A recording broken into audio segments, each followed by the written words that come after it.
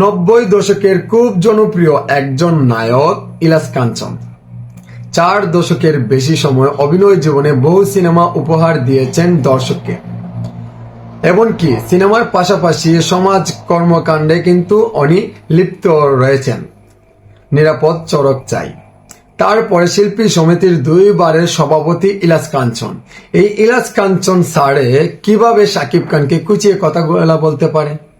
উনি কথাগুলো বলেছিলেন, আমরা রেখে গিয়েছিলাম 1200 সিনেমা হল, এখন কেন 200, 300, 600 সিনেমা হল থাকবে?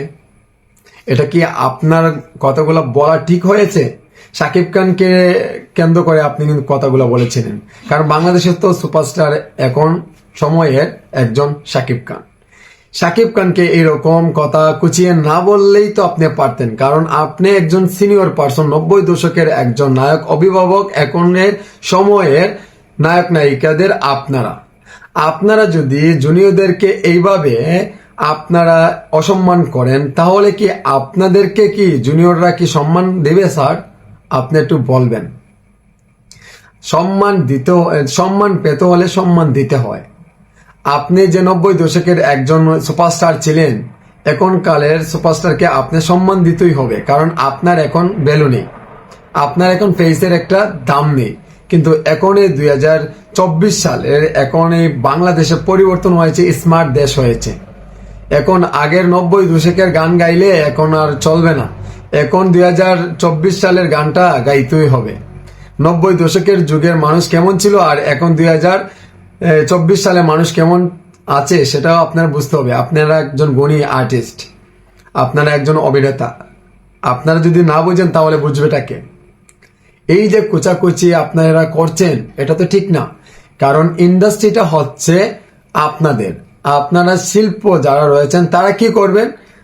আপনারা সঙ্গীত নিয়ে চর্চা করবেন, অভিনয় নিয়ে চর্চা করবেন, এমনকি প্র্যাকটিস করবেন। আপনারা তারকারা যারা অভিনেতারা রয়েছেন তারা কিন্তু ডিসকাস করবেন একজনের আরেকজনের সাথে, কিভাবে বাংলার ইন্ডাস্ট্রি এগিয়ে যেতে পারে, কিভাবে আরো ব্যাপকভাবে সাড়া ফেলতে পারে বাংলাদেশের সিনেমার ইন্ডাস্ট্রি। আপনারা সেটা না করে আপনারা এইভাবে যদি রিভিউ দেন, একজন আরেকজনকে কুচিয়ে কথা বলেন, তাহলে কি বাংলার ইন্ডাস্ট্রি কি আরো দূর এগিয়ে যেতে পারবে? একজনের পক্ষে কি সম্ভব? তারপরেই দেখেন শাকিব খান এখন পর্যন্ত রাজত্ব করে যাচ্ছে একাই এই ইন্ডাস্ট্রিতে। শাকিব খান বহু সিনেমা উপহার দিয়েছে, বছরে 10 থেকে 12টি সিনেমা উপহার দিচ্ছে, কিন্তু এখনের সময়ে শাকিব খান বিগ বাজেটের সিনেমা নিয়ে কাজ করছে, ভালো মানের গল্প দেখে করছে, এমনকি ভালো মানের পরিচালক প্রযোজকরা দেখে কিন্তু করছে। কারণ শাকিব খানে বুঝতে পারছে আগের সময়ের যে সিনেমাগুলো উপহার দিয়েছি এখন দেওয়া হবে না। এখন 2024 সালে আপডেট হয়েছে, এখন দেশের সাথে তাল মিলিয়ে, যুগের সাথে তাল মিলিয়ে আমাকে কাজ করতে হবে। আমার লাগবে না আমার লাগবে না বছরে 10টা 12টা 15টা সিনেমা, আমার বছরে 1 থেকে 2টা সিনেমা হোক আন্তর্জাতিক সিনেমা, ভালো মানের সিনেমা, ভালো মানের গল্প, ভালো মানের ক্যামেরা, ভালো মানের প্রডিউসার, ভালো মানের ডিরেক্টর, ওদেরকে চায় শাকিব খান। সো আপনাদেরকে আমি কি বুঝাবো? আমি একজন ছোট মানুষ, আমারও যদি ভুল ত্রুটি হয় তাহলে ক্ষমা দৃষ্টিতে দেখবেন। আমার এই ছোট্ট জ্ঞানে যতটুকু ধরেছে ততটুকু বোঝানোর চেষ্টা করেছি আপনাদেরকে।